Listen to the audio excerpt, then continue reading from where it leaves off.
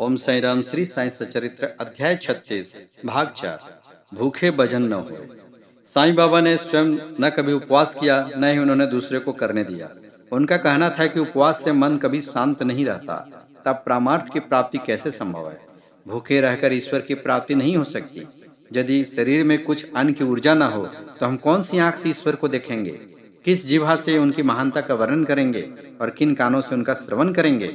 तो श्रीमती काशीबाई कानिटकर श्री साईं बाबा की एगो भक्त थी, डिवोटी से परिचय प्राप्त करके लेकर श्रीमती गोखले दादा केलकर के पास शिरडी आई। वे ये दृढ़ निश्चय करके आई थी कि बाबा के श्री चरणों में बैठकर 3 दिन उपवास करूंगी। और उनके शिरडी पहुंचने के एक दिन पूर्व भी बाबा ने दादा केलकर से कहा कि मैं सिमगा मैंने होली के दिनों में अपने बच्चों को भूखा नहीं देख सकता। यदि उन्हें भूखे रहना पड़ा तो मेरे यहाँ होने का लाभ ही क्या है?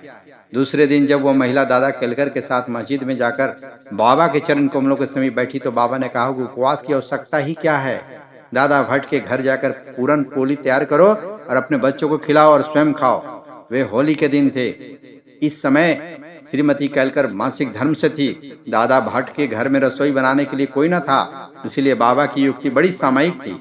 श्रीमती गोखले ने दादा भट्ट के घर जाकर भोजन तैयार किया और दूसरे को भोजन कराकर स्वयं भी खाया। जब मैं छोटा था तो बाबा ने अपने बचपन की एक कहानी का इस प्रकार वर्णन किया कि जब मैं छोटा था तब मैं बिड़गांव आया और यहाँ मुझे जरी का काम मिल गया और मैं पूर्ण लगन और उम्मीद से अपना काम करने लगा। मेरे साथ 3 लड़के और भी काम करते थे। मेरा काम उन तीनों से दुगना हो गया। मेरी निपुणता देखकर सेठ बहुत ही प्रसन्न हुआ।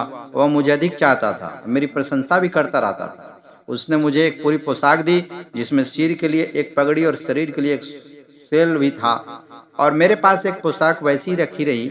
मैंने सोचा कि जो कुछ मनुष्य निर्मित है वह नश्वान और अपूर्ण है, परंतु जो कुछ मुझे सरकार द्वारा प्राप्त होगा वही अंत तक रहेगा। किसी भी मनुष्य को उपहार की सबसे समानता संभव नहीं है। मेरे सरकार कहते हैं ले जाओ। लोग मेरे पास आकर कहते हैं मुझे दो मुझे दो, परंतु जो कुछ मैं कहता हूँ उसके अर्थ पर कोई ध्यान देने का प्रयत्न नहीं करता। मेरे सरकार का खजाना मतलब आध्यात्मिक भंडार भरपूर है और वह बह रहा है। मैं तो कहता हूँ कि खोद कर गाड़ी में भर कर ले जाओ। जो सच्ची माँ का लाल होगा उसे स्वयं ही भरना चाहिए। मेरे फकीर की कला, मेरे भगवान की लीला और मेरे सरकार का व्यवहार सर्वथा अद्वितीय है। मेरा क्या, यह शरीर मिट्टी से मिलकर सारे भूमंडल में व्याप्त हो जाएगा तथा फिर वह अवसर कभी प्राप्त न होगा। मैं चाहे कहीं जाता हूँ और या कहीं बैठता हूँ, परंतु माया फिर भी मुझे कष्ट पहुँचाती है। इतना होने पर मैं अपने भक्तों के कल्याणार्थ सदैव उत्सुक ही रहता हूँ। जो कुछ भी कोई करता है एक दिन उसका फल उसको अवश्य प्राप्त होगा और जो मेरे इन वचनों को स्मरण रखेगा उसे मौलिक आनंद मिलेगा। ओम साई राम। आप सभी खुश रहिए, सुखी रहिए, संपन्न रहिए और बाबा का गुणगान करते रहिए।